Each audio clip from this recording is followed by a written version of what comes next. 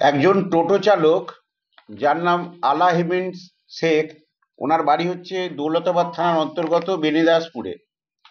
তিনি একজন প্রতিদিনের ন্যায় তার টোটো নিয়ে বিকেলবেলা 5:30টার সময় টোটো চালানোর উদ্দেশ্যে বহরমপুর শহরে আসেন এবং সেই দিন বহরমপুরের মোহনা বাস স্ট্যান্ড থেকে এই 10টা 10:30 নাগাদ ওনার টোটো যেরকম ভাড়া হয় নর্মাল কোর্সে সেরকম ভাড়া করে সেই যিনি যাত্রী, সেই যাত্রী তাকে কুদবা পুকুরের দিকে নিয়ে যায়। সেখানে প্রায় 11টা 11:30 নাগাদ ওখানে পৌঁছানোর পরে হঠাৎ ওই যাত্রী, সেই টোটো ড্রাইভার যার নাম আলাহিমিন শেখ, 30 বছর বয়স, তাকে হঠাৎ করে ওভারপাওয়ার করে এবং তাকে মারধর করে এবং তাকে পার্শ্ববর্তী একটি পুকুরে, শ্বাসরোধ করার পরে পার্শ্ববর্তী একটি পুকুরে তাকে ডুবিয়ে হত্যা করে। তারপরে বাড়ির লোকেরা উদ্বিগ্ন হয়ে, যেহেতু সে বাড়িতে ফেরেনি, নিকটবর্তী দৌলতাবাদ থানায় বাড়ির লোকেরা, তার বাবা গিয়ে একটি মিসিং ডায়েরি করেন। মিসিং ডায়েরি করার পরে তারা চিন্তার মধ্যে ছিলেন। পরবর্তীকালে পরের দিন আমরা ওই কুদবা পুকুর থেকে পুকুরে একটি অজ্ঞাত পরিচয় ব্যক্তির ওই মৃতদেহ পাই।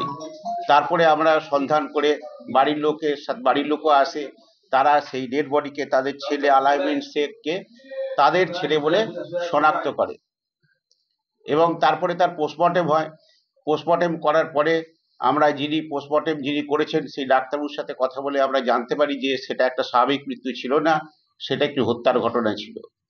তারপরে আমরা বহরমপুর থানার পুলিশ, আমরা এই তদন্ত করে আমরা যেটা জানতে পারি যে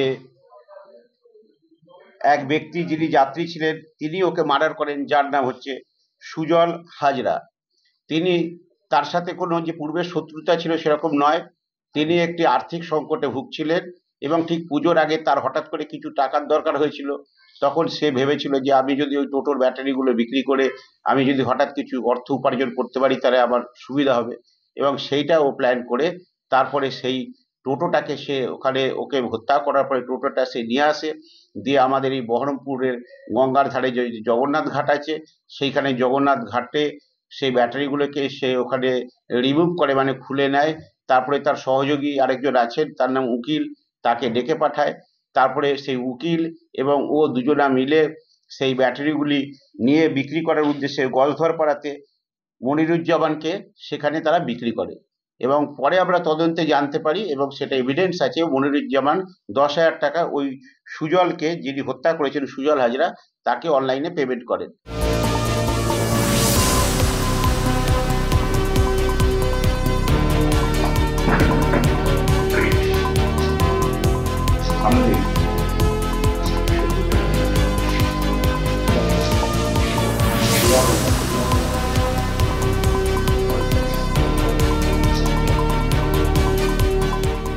ফলো করুন সংবাদ প্রতিদিন ডিজিটাল।